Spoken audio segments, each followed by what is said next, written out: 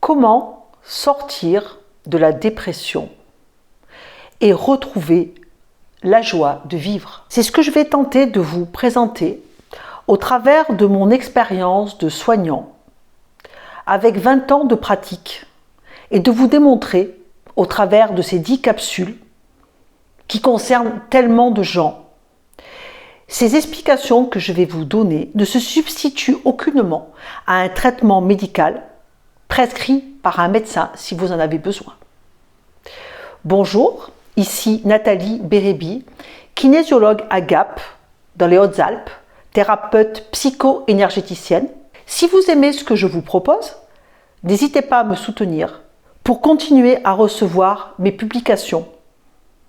Cliquez directement sur le lien dans ma description en bas de ma vidéo, likez et partagez avec vos amis si le cœur vous en dit.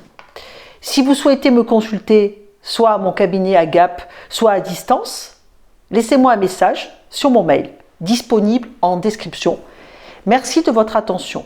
Alors maintenant, je vais aborder la capsule numéro 8. C'est la dépression associée à la kinésiologie, qui est une partie de la pratique que j'emploie.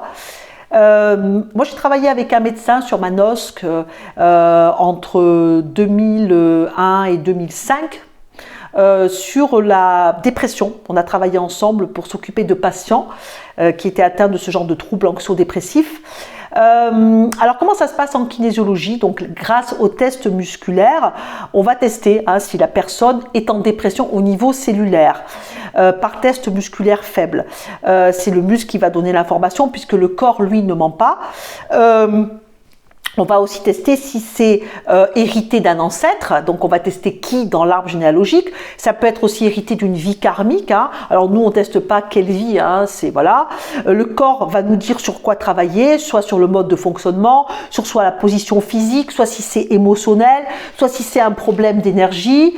Et on a en kinésiologie des outils très performants de correction qui permettent de nettoyer toutes ces mémoires qui ont été transmises dans l'inconscient et déprogrammer tous ces déséquilibres et de mettre en place toutes des bonnes connexions pour que la personne elle puisse repartir dans une autre vie.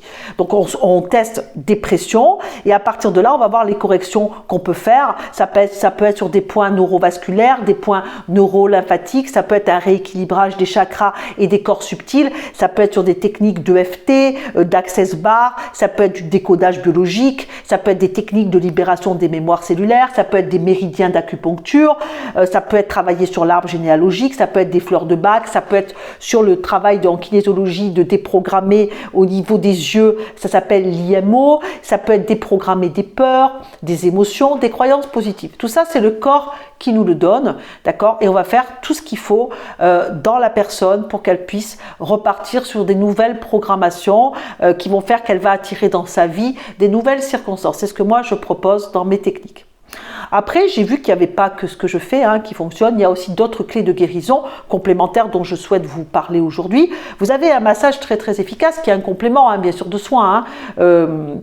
Vous ne guérirez pas avec ça, mais c'est des techniques complémentaires que moi, j'ai fait en tant que patiente. Ça s'appelle le massage Chin Ai Chang, ça s'écrit comme ça. C'est un massage du ventre sur des points qui sont très efficaces, des points très profonds, qui permettent de cultiver vraiment la joie de vivre et libérer vraiment les mémoires profondes. La psychogénéalogie, à travers des actes symboliques que j'emploie, les actes psychomagiques, l'arbre généalogique, tous les actes pour pouvoir libérer les liens, etc. Et rendre aux ancêtres tout ce qui leur appartient. Ça peut être une technique d'hypnose ericksonienne, ça peut être de la naturopathie par l'alimentation, ça peut aider pour rééquilibrer le psychisme, ça peut être un soutien psychologique par un psychologue qui vous fait une technique de thérapie comportementale et cognitive, ça peut être un soutien par votre médecin qui peut vous prescrire un anxiolytique pour pouvoir vous aider le temps de la crise. Vous pouvez vous-même sur internet, sur YouTube, travailler sur la cohérence cardiaque cardiaque qui est très efficace, 3 fois 5 minutes par jour pour réduire le taux de stress. Vous pouvez aussi travailler sur la méditation pleine conscience, aussi sur internet, vous avez tout ce qu'il faut, ou silencieuse. Vous avez aussi la sonothérapie par les sons, par les bols tibétains.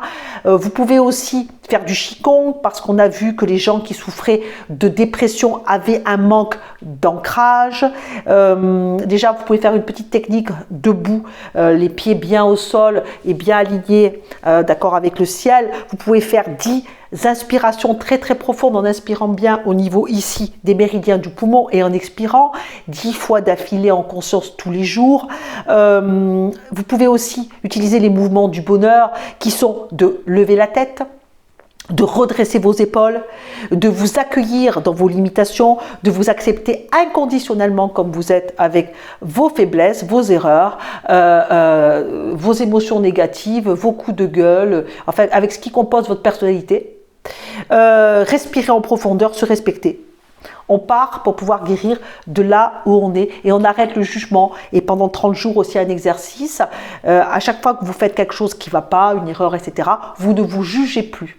Vous allez prendre un petit carnet, vous allez noter que ce qui marche, que ce que vous avez réussi en marquant que vous êtes fier de vous.